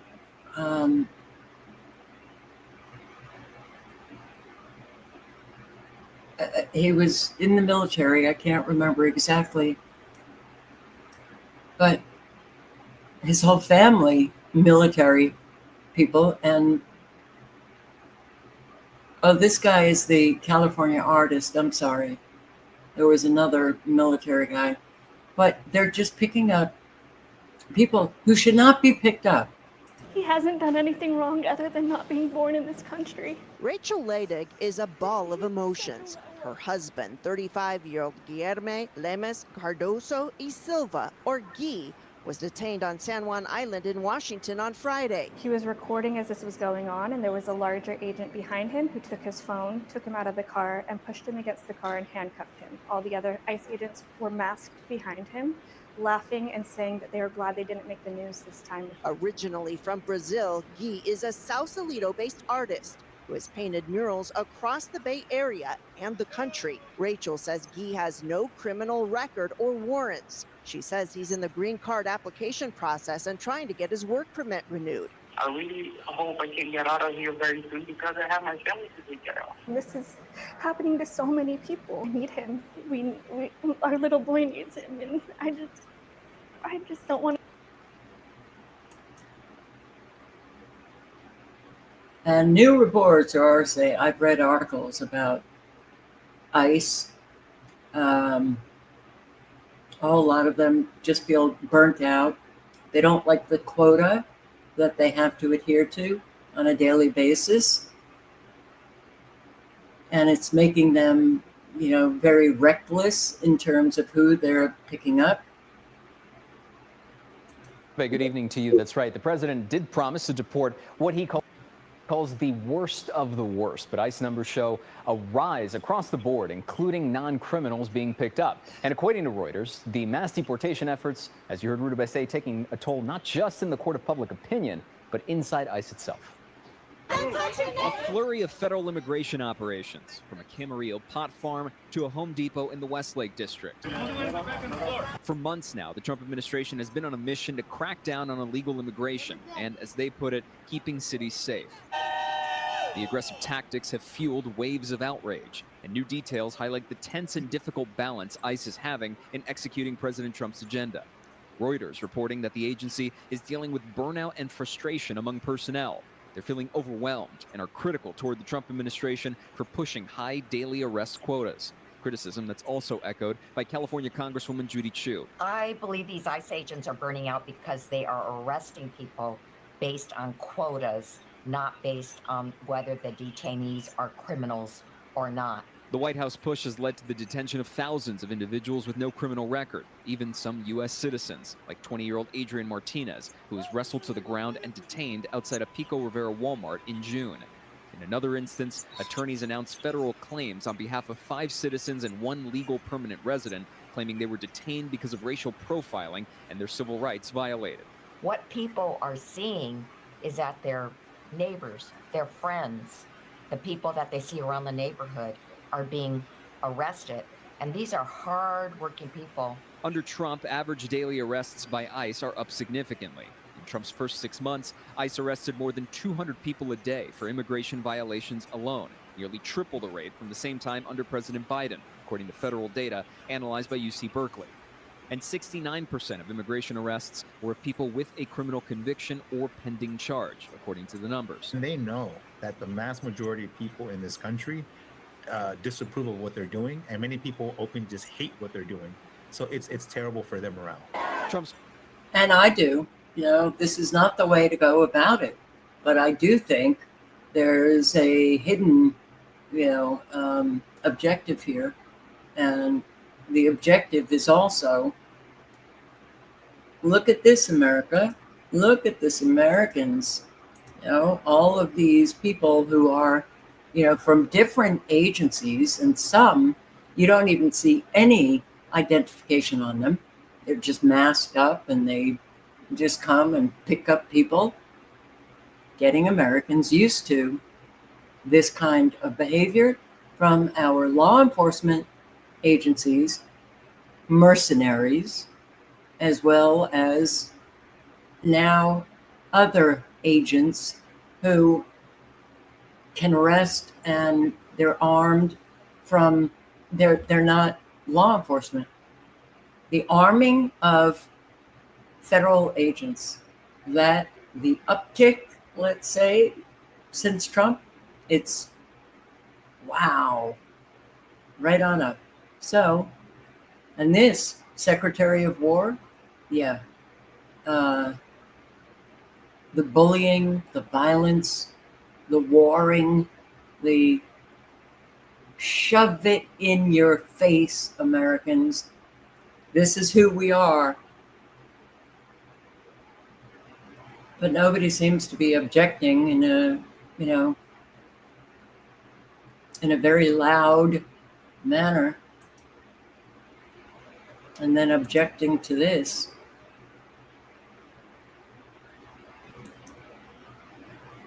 Israel tells Hamas, lay down arms, free all hostages, or Gaza City gets leveled.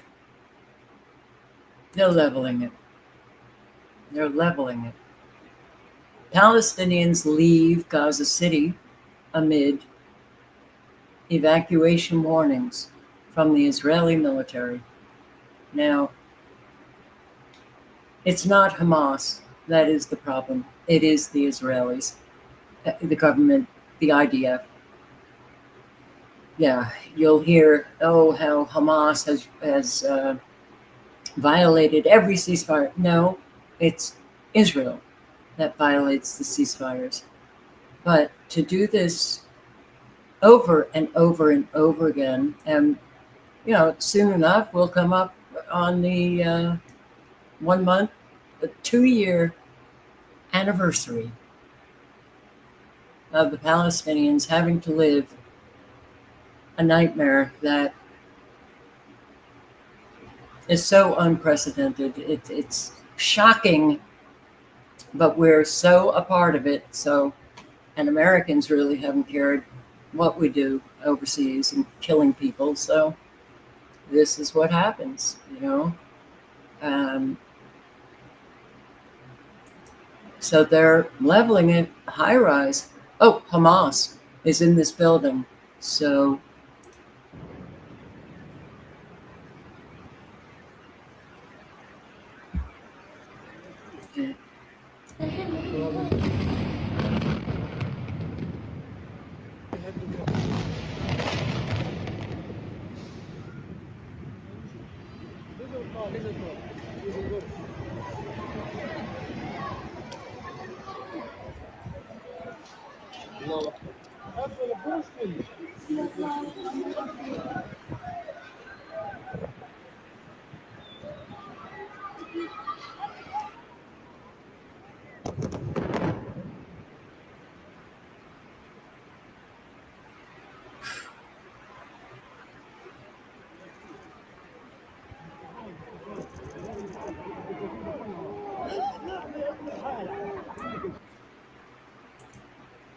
So Palestinians get word IDF is going to be blowing up a whole lot of buildings, and they're on the move. Gaza City. In fact, it's IDF military claims it controls 40% of Gaza City. If that's true, they did this in just a few days.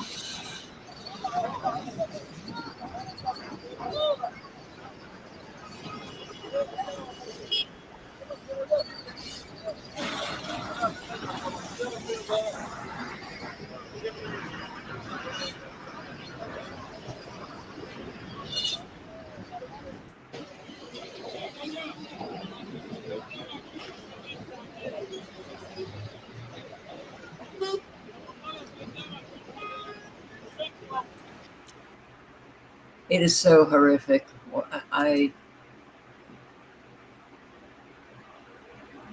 Secretary of State Rubio signals U.S. won't oppose Israeli annexation of the occupied West Bank. Settlers are just burning up homes, demolishing homes, beating up Palestinians, and a whole lot of them are American. Oh, wow.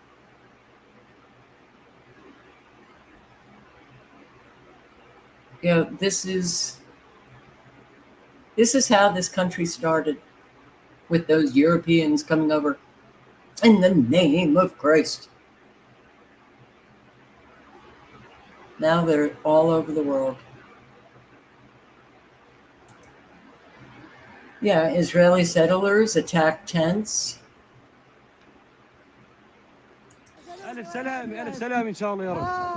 A Palestinian family sleeping peacefully at night.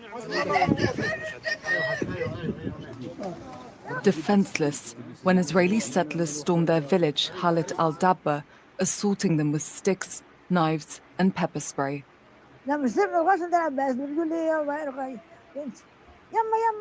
My daughter began shouting, "Mom, Mom, they attacked us. The settlers attacked us." I kept telling them do not worry, but I didn't realize until I saw them coming inside and attacking us. While I was in my bed, they came and attacked me. I screamed when they began hitting us. Among the injured, a 3-month-old baby cradled in the arms of her father. Settlers, under the protection of Israeli authorities, have been attacking Palestinians, their homes, and their land more regularly and more violently. Israeli forces were sent to the scene shortly after this assault, but no action has been taken and no one has been held responsible. You can see the whole village was wiped by the Israeli occupation forces. By the settler continued to attack the village. This is not the first attack. Several brutal attacks. The village have been attacked by the settler and the terrorist settlers. But the village is still standing. The people are still staying in here. This village in Masafer Yatta has witnessed a devastating increase in Israeli demolitions, and many of its residents now live together in makeshift shelter among the ruins of their flattened homes. In May, after the mass destruction, Israeli settlers established a new illegal outpost overlooking the community. We have to sacrifice a lot to keep this land. Despite the destruction, which was severe and unprecedented, almost the entire area was wiped out. This does not mean we're leaving. We are digging caves to bring people back to live here. This involves digging shelters, which is difficult, but we remain determined. The abject stealing of property. That's what's going on. But we won't depose it. Thanks, Rubio. We won't depose it. Go ahead. Kill them, beat them up, destroy their homes, destroy their farms.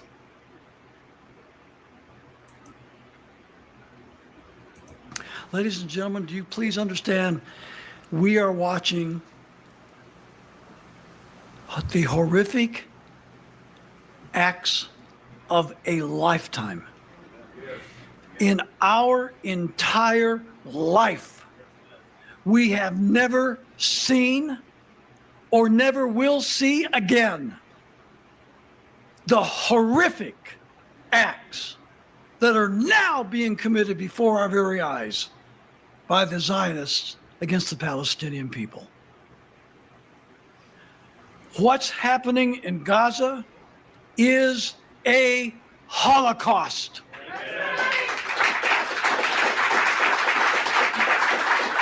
Christians and conservatives who support Israel are supporting a Holocaust.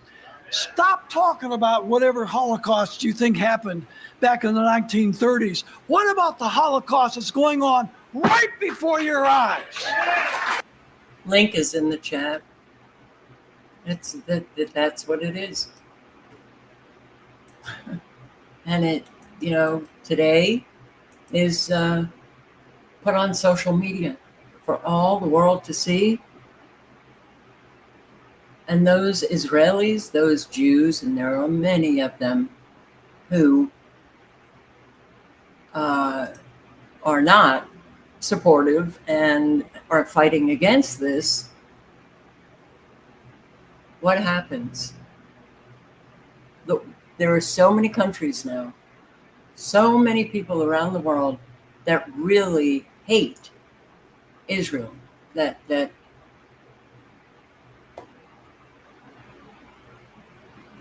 how Israelis couldn't see that was going to be the consequence, what you're living now with an awful lot of people who really don't like you.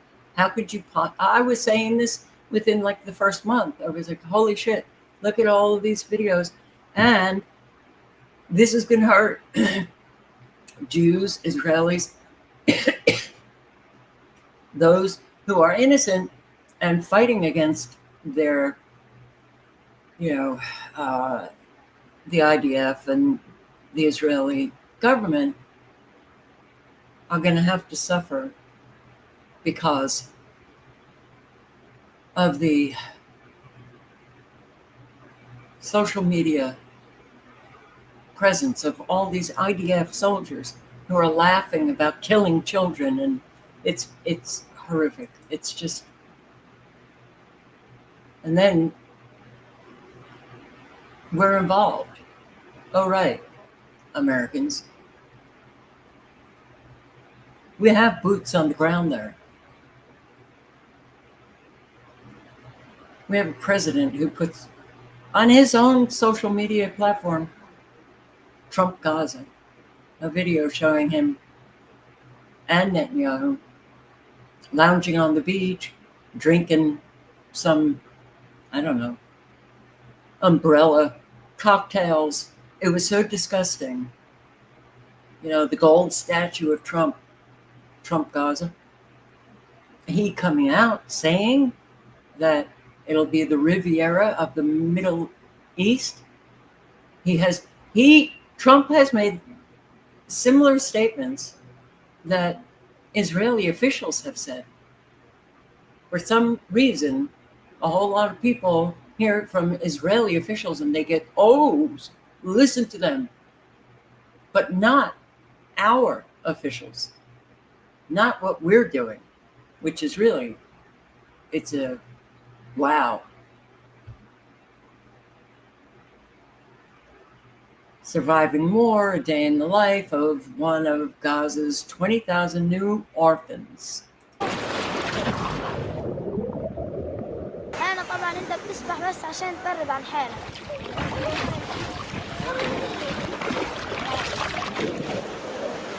لا تكون بتسبح بتلاقيها بالسباحة بتسبح مع أهلك. غادي تكيف بس أنا نفس إنك مجرد تبرد عن حالك. هي مشوب حرفيا يعني فالقاس. The link is in the chat.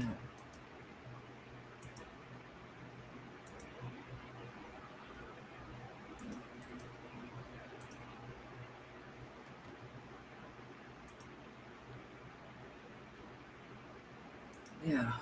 So,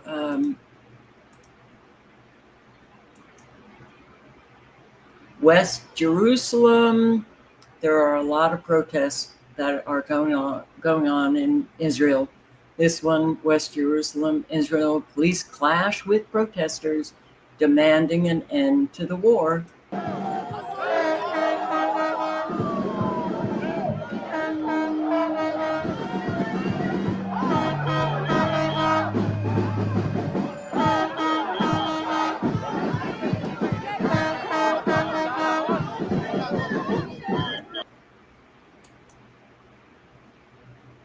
And a whole lot of Israeli soldiers are refusing, more and more, are refusing to fight, as now 60,000 reservists called. You know, there's going to be an awful lot of Israelis with mental health issues, amputations, or a lot of soldiers died. Okay. I mean, as Israel expands its military offensive in Gaza with devastating effect, closer to home, dissent is growing. The government is calling 60,000 reservists to join the assault on Gaza City, but an increasing number are not reporting for duty. 26-year-old Dana Vinget, a former soldier and neuroscience master's student at Tel Aviv University, is part of a growing group that supports those who refuse to serve. The group is comprised of people who have been soldiers in the past, who have done reserves throughout the war, and that have declared that in the current circumstances they would not be willing to continue doing reserves, knowingly that the extension of the war and how long that it still lasts is being exploited for political and very cynical reasons. Link is in the chat.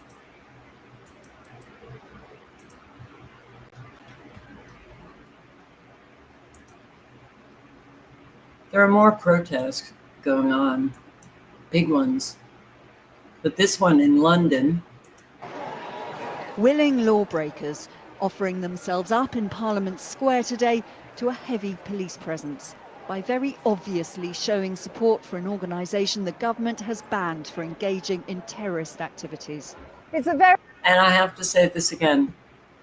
The government has banned as a terrorist organization. Really? Well, the Brits, their intel services found before the ban that, that it was a legitimate organization, peaceful and not associated with any terror. And then they ban it as a terrorist organization. Very similar scene to that of a month ago when 531 people were arrested. And it's exactly the same drill. The protesters write on their placards the words Palestine Action, and then the police swoop in and pick them off and arrest them one by one. Good man. I don't really have a terrorist. It's news to me grandkids anyway. We're going over there. Like last time, many of those being marched into the police vans were older people. They did so with cheers of support from the crowds, while the police were jeered. Shame on you! Shame on you! Despite the insistence of organisers that this should be a peaceful and sometimes silent protest as before, today's atmosphere was more tense, almost as if the police and the protesters knew the script this time round. Are you prepared to be arrested today? Yes, I am. The government is complicit in the atrocities that are going on out there.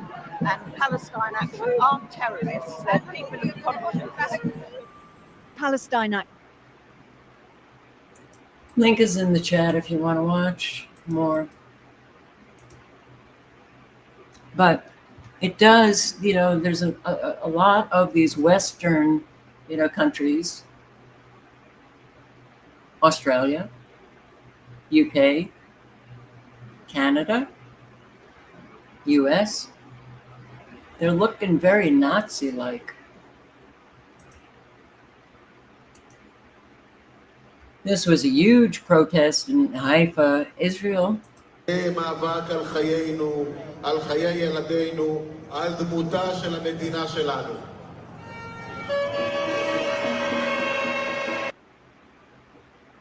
בבקשה להחזיק עוד דקה אחרונה. I was watching this and then I just mouthed, could we have translation? Forbes? No translation, but it was huge. And people in Israel want the end of the war. There's also an awful lot who are holding up pictures of Palestinian children who have been murdered. These are the Israelis. So more and more, you're seeing the Israelis come out. That's what is good about a protest. Okay, so start small, but then gives courage to more and more people, and more get the courage to come out and speak up. It's kind of like infectious. So it's hard to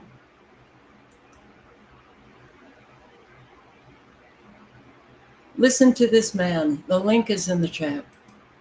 Holocaust survivor. I'm going to go over a few minutes tonight, but when you have survivors of the Holocaust who are coming out and saying this is exactly, what was taking place, in Germany, you have experts on genocide, Israeli experts on genocide, and they're saying it's a genocide. And then you have an awful lot like these IDF, let's smile and let's take a picture as homes are, burning in flames. None of this is good for the just average Israeli or Jew, wherever they are in the world. None of it. The backlash is going to get worse and worse as this goes on.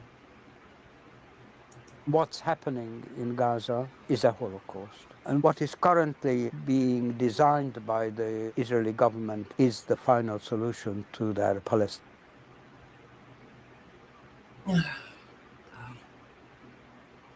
Palestinian problem. And as a Holocaust survivor, my reaction is not in my name. Extermination, dehumanization, starvation, blockade, lack of water and medication, the destruction of the health service, the hunting down of doctors, the hunting down of journalists, safe places which turn out to be not safe at all, but traps, concentration camps, all this together makes a clear Holocaust. Clearly, all these elements are not in any way different from similar actions by the Nazis during the Second World War. Gaza is an open-air concentration camp. In a sense, it's an extermination camp because there is no way out other than dying through bombing or disease or lack of food. Only alternative is to agree to be replaced somewhere where you don't want to be. I had not only the experience of the Holocaust and the hiding and the discrimination, etc.,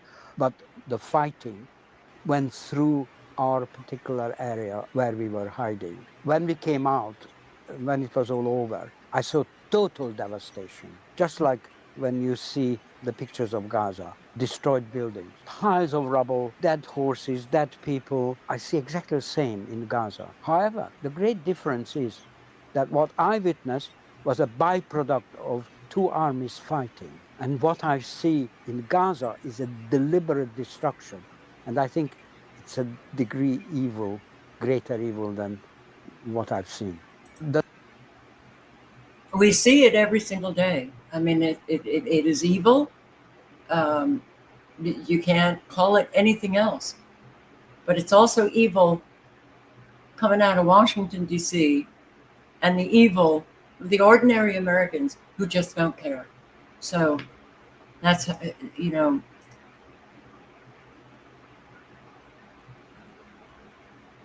I wish there was a way to inspire people to care, but they actually have to do work on themselves to get to that place of generative care, as opposed to the bullshit. Oh, what are you talking about? I'm caring. No, you know, you can see it. Watch how people operate. Watch what they do. Look at what they're interested in. That's how you know whether or not people have a generative care or a bullshit care. How do I know this? Because I had the bullshit care. And it was working on myself to realize, wow, what a difference. So, be safe, everybody. A whole lot of destruction is going on. And yeah, the weather warfare, it's not looking good up here northeast at all. But only 2 active severe weather, Oregon and Texas. Wow. Well, that's interesting. Yeah, Oregon, you got it. Activate.